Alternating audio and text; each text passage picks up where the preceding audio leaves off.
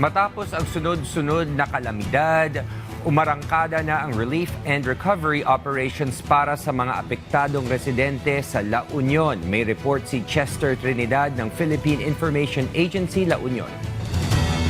Pagkatapos ng sunod-sunod na pag-ulan at baha dala ng southwest monsoon na pinaigting ng severe tropical storms Krising at Emong, sinimulan na ng lalawigan ng La Union ang mas pinaigting na relief at recovery operations para sa mga apektadong pamayanan sa probinsya.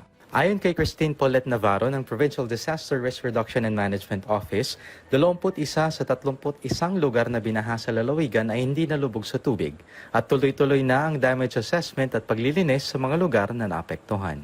Sa 12 landslides na naitala, 3 ang patuloy pang nililinis sa San Fernando City at Bawang.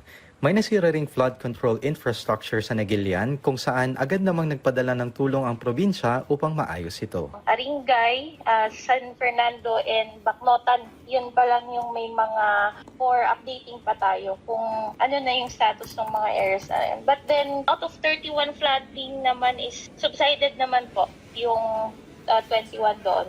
And then sa landslide, meron po tayong reported na 12, of which meron pang 3 ongoing ang clearing operations. Ayon sa July 23 report ng PDRRMO, nasa 5,455 families or 18,708 individuals sa 105 barangays ng probinsya ang naapektuhan sa mga bayan gaya ng Bacnotan, Pangar, San Gabriel, Agoo at San Fernando City, bunsod ng magsimula ang bagyong Krising at Habagat.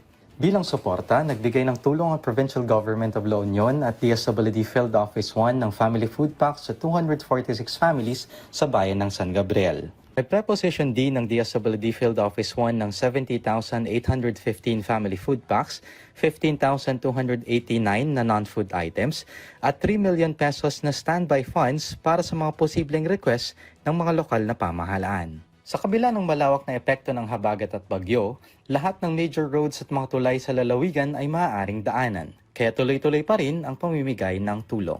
Nagpapatuloy ang monitoring sa mga high-risk areas gaya ng Aringay, San Fernando City at Bacnotan.